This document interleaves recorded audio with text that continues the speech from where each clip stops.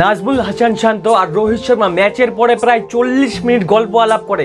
India বনাম বাংলাদেশ প্রথম warm up গেমের পরে ম্যাচ শেষ হয়ে যায়, যখন প্রেস কনফারেন্স চলতেছিল, তারপরে যখন রোহিত শর্মা ভাই ড্রেসিং রুমের দিকে যাচ্ছিল, তখন নাজমুল হাসান শান্ত রোহিত ভাই এদারাও মানে এইভাবে ডাইকে প্রায় 40 মিনিট গল্প আলাপ করে। ভাই 40 মিনিট এটা কোনো কম বড় ব্যাপার না, কিন্তু আপনি 10-15 মিনিট ঠিক আছে, 40 মিনিট নাজমুল হাসান শান্ত রোহিত শর্মার সাথে গল্প কি একটা এক্সপিরিয়েন্স নেই এত বড় প্লেয়ার রোহিত শর্মা।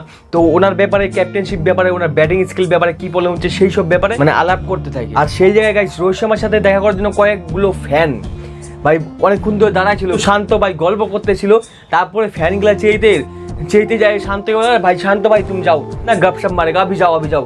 তো ফ্যানগুলো করতে চেয়েতে মেয়ে শান্তকে ভাই বাড়ি যাও, শান্ত বাড়ি যাও, আর কথা বলে না, এইভাবে বলতেছিল। কিন্তু ভাই শান্ত ভাই বাড়ি যাচ্ছে না, রোহিত শর্মার সাথে কথা বলেই যাচ্ছে, এত গল্প করতেছে। আর গাইস এইসব কথা আপনাকে কে বলবেন, আমি ম্যাচের পরেও যা ঘটনা হয় সব কিছু কভার করতেছি শুধু আপনার জন্য। শুধু ম্যাচ দেখলে হবে না, ম্যাচের পরে কিছু মেন যে কয়েকটা পয়েন্ট আসে পড়ে না, ওইসব ব্যাপারে কথা বলতে লাগে। তো সেই সব আমি আজকের এই ভিডিওতে বলতেছি। কিন্তু তারপর শান্ত গল্প করতে থাকে। তারপরে আবার ওই দিকে সাকিব আল হাসান পিচ দেখতেছিল, কিন্তু তারপর সাকিব আল হাসান রোহিত শর্মার কাছে আসে পড়ে যে रोहित भाई हम भी 2007 में खेले थे, हम दोनों यहाँ अभी बच्चे हैं, इसीलिए मैं आपके साथ एक फोटो खींचना चाहता हूँ।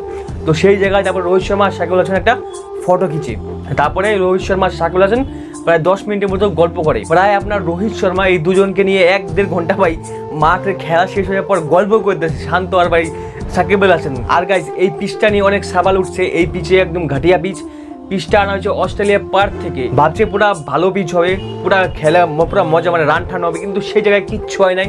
এর থেকে তো ভাই ইন্ডিয়া থেকে আপনি যদি পিচ নিয়ে আসতেন তাও সাপার থাকতো, এখানে কোনো ফায়দা হয় না। যেখানে আউটফিল্ড আপনাদের ঘাটিয়া, যেখানে বল পড়ে সেখানে বল থামে যায়, তো একদম ঘাটিয়া আউটফিল্ড, ঘাটিয়া পিচ। এটাকে আইসিসি কিভাবে ঠিক করবে জানি না, কিন্তু ঠিক করতে লাগবে খুব তাড়াতাড়ি।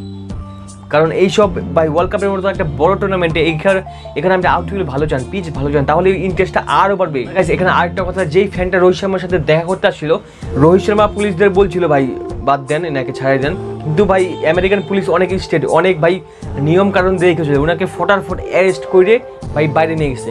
যে জায়গায় আপনার ইন্ডিয়ায় যদি কোনো ফ্যান দেখা করতে যায়, সেখানে ভাই রোহিত শর্মা বেট করলে বলে इसको छोड़ दो बाद में देख लेंगे, কিন্তু এই জায়গায় সেটা হবে না, এই জায়গায় আপনার সাথে অ্যারেস্ট করে নিয়ে গেছে। এই সবই কিছু মেন পয়েন্ট ছিল, যেখানে নাজমুল হাসান শান্ত আর রোহিত শর্মা প্রায় 1-1.5 ঘন্টা গল্প করে, দুজন মিলে সাকিব আর শান্ত, আর আপনার পিচের উপরে আর আপনার রোহিত শর্মার এই আপডেটটার উপরে। তো এইসব আমরা কভার করবো প্রতিটা ওয়ার্ল্ড কাপে, মানে প্রতিটা ম্যাচে।